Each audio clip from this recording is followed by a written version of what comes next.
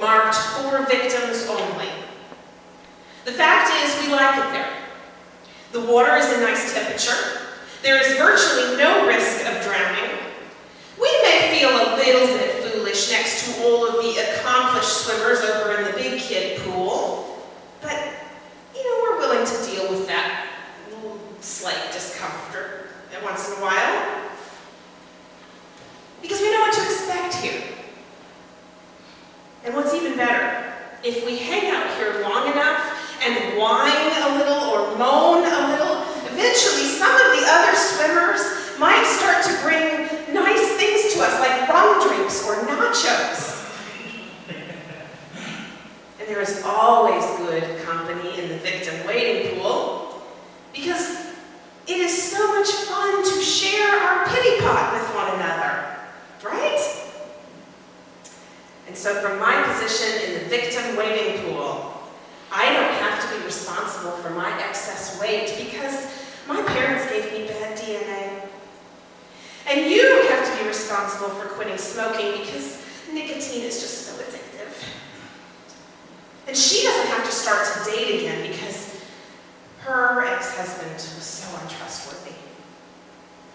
And he doesn't have to leave the boyfriend who beats him up occasionally because, his mom just never taught him to stand up for himself. Do you want to get well? Jesus asks. And that may be the hardest damn question we ever hear. Now this is interesting, because you see, if you pay attention, the man doesn't really answer Jesus' question, does he? Jesus says, do you want to get well? And the man responds by telling Jesus the reasons he can't get well, right? That's what he says to him. He says, well, you see, once the waters get going, these other guys, they step over me and they get in the pool before me, and then I've lost my chance. Now, these may be true statements, but they are still excuses, and they are still justifications for victimhood. So why does Jesus heal him anyway? I'm going to argue that the reason is because Jesus is basically a gambling man.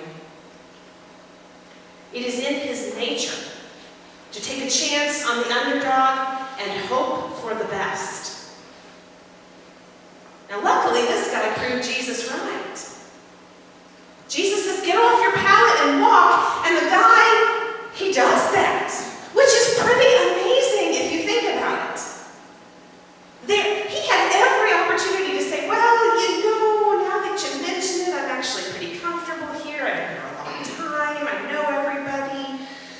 Why don't you go on to somebody else? I'll be fine. I'll wait for the next Messiah to drop in.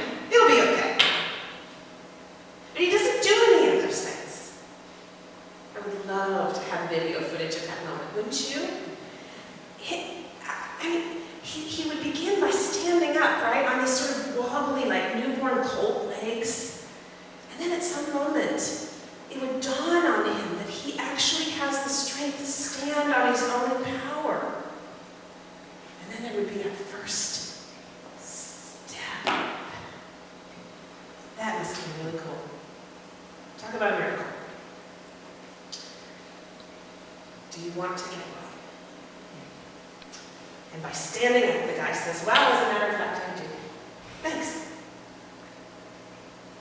38 years he spent waiting.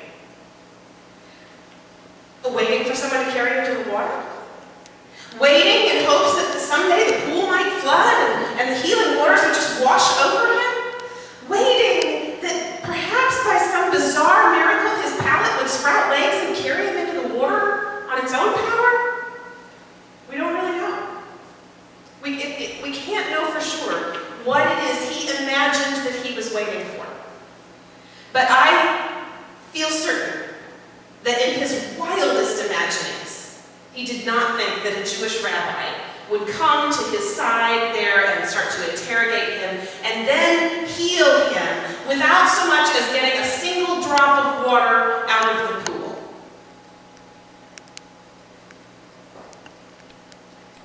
I don't know what he imagined, but I know what he got. In Aramaic, Bethesda means house of grace. Beth Hesed, house of grace.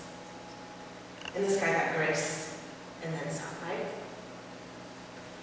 That's the funny thing about grace. It can't be earned, but it must be responded to and accepted in order to have any power. Jesus was willing to take a risk on this guy, to roll the dice and hope for a good outcome. Some days, that is exactly what grace looks like. But the healing was only half of grace's equation. The equally important other half was the man's willingness to leave the pallet and start a new life.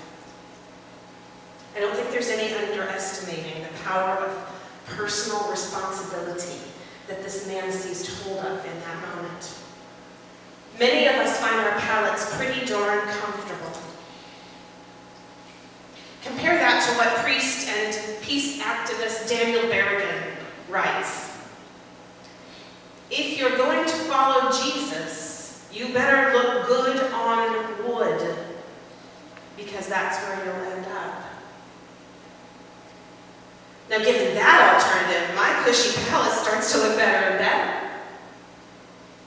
But then I realize there's no life in it. No movement, no action, no mobility. Is that what God created me for? A life of sluggery on this mat? Every morning, I wake up and God takes a chance on me. Every morning, God rolls the dice and says, maybe today she will get up off her pallet and do what I'm asking her to do. What a disappointment it must be to God when the sun sets and there I lay, comfortable on my pallet. My brother and I discussed the boundaries of personal responsibility. And in some important ways, we in the church have that discussion all the time too. When Jeff and I are approached by someone in need of financial assistance, we begin to do the math. We ask the questions. Does this individual appear to be working hard to be responsible for his or her own life? And if the answer to the question is yes, we roll the dice and we hope for the best. When the leadership selection team approaches members of this faith community about serving in various aspects of leadership or ministry for the good of the community, they do the math. They ask the question, is this individual likely to step up and do what we need to serve the community that means so much to him or her? And if the answer seems to be yes, then roll the dice and hope for the best. When someone from our fellowship comes to me with a concern about an interpersonal relationship, I ask the same question.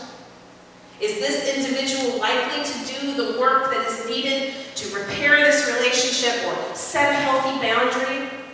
And if the answer is yes, I encourage him or her to roll the dice and hope for the best. In the end, as I have reflected on personal responsibility in view of the scripture and our society and the church, I think I have concluded that politics really has no place in this conversation. At least not politics like we experience it today, where it's all about this or that, right or left. Because personal responsibility, when viewed through the eyes of a Jewish rabbi, is not about here or here, it's here. It's about the middle. It's about that intersection between getting offered what you need and having the courage to turn that gift into something meaningful. It is about the juncture between the hand that helps you up and the 2 feet that you stand on when you are up. It is about the middle space of grace, not the pallet or the pool or the pew or even the couch. Yes, it might mean putting your back up against that wooden cross. But, at least from that vantage point, you'll be upright, looking out at the world, ready to respond.